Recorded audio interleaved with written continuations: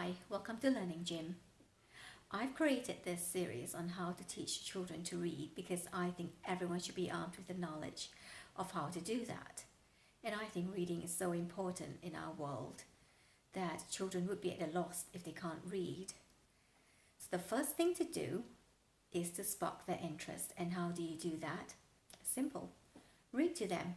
This captures their imagination and it will make them want to be able to read.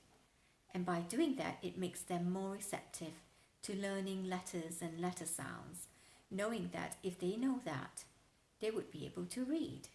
And how do we know that reading would help? If you leave a child alone with a book, you would soon see that the child would pick the book up and start pretending to read at least. And that's how we know. The next thing you've got to do is to put any preconceived notions that you may have about learning to read aside. Give it a positive spin. Don't even call it learning. Just call it a fun time. This would spur children on to do activities that are related to the sounds of the alphabet and how to read, and without even knowing what it's meant to do. And once they put two and two together, where they can see words that are being created that they can read on paper, it will seem magical to them and it would spur them on to want to learn more letter sounds. So keep it positive. The third thing is to set aside a time to teach them. Make it short and sweet. You can start with just a minute and then progressively increase it up to maybe 10 minutes a day. The thing is, you want to stop before they tire out and you want to keep the interest. So stop when the interest is just slightly dipping, but at the same time they still want to learn more. So this would keep them looking forward to the next lesson. Now, if you're following my lessons, please do so in a sequential manner because it's so important, as I build on knowledge that they already know, and I build it in a way which will help them learn words as soon as they know as little letters as possible. So it's not going to be in an alphabetical order. You can deviate from my lesson a bit, but the main thing is to be consistent because that would yield the best results. Sporadic lessons would be disastrous. Like I said, the first thing you've got to do is read to your child. It can be books and it can be rhyming books, poems, nursery rhymes. They all help with ear training. What this means is that it would help them determine or distinguish different sounds. And this would aid them when it comes to spelling later on. That's the first step. The second step is the alphabet song. You probably have already started this. Do you know the one? A, B, C, D, E, F, G, H, I, J, K, L, M, N, O, P, Q, R, S, T, U, V, W, X, Y, and Z. Now I know my ABC. Next time won't you sing with me? That one. Well, you can get much better versions on YouTube. All you have to do is do a Google search for them.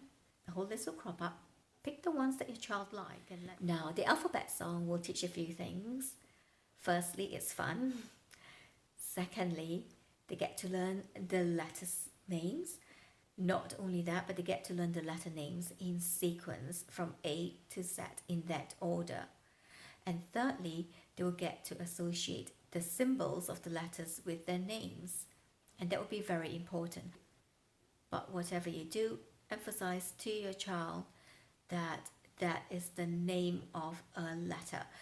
So these letters have got different sounds, but you will help them find out what the sounds are and you will let them know as and when you do.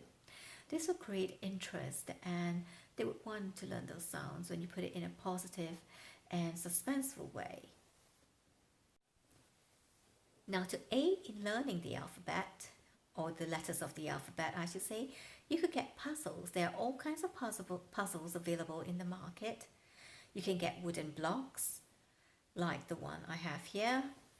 All you have to do is remove the letters and have them place the letters in the relevant slots. But as they do so, get them to say the letter out loud so they know what letter it is and they can associate the symbol with that letter. And also do this for both the capital letters and the small letters. And when they do the capital letters, as they slot the capital letters in, like for example H, when they slot H into its slot, you get them to say capital H. And when they do it for the small letters, get them to say small h. This will help them distinguish the different shapes associated with each of the letters, but that they're both the same at the same time. This would help you later on when they start writing sentences with which needs to be start with a capital letter.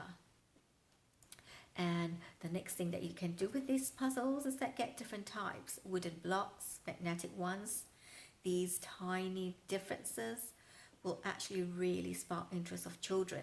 And you can see interest created in tiny things like this through marketeers who sell different toys in different colors or different shapes, and children go crazy about them, wanting to get the whole collection because it's just something that interests children. So try to create a little bit of variety with the puzzles that you have. So firstly, when you have those puzzles, get them to slot it in randomly.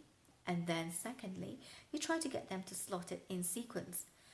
All while doing all of those, make sure that they do so by saying the letters as they slot it in. And that's really all that I have to teach for today's lesson.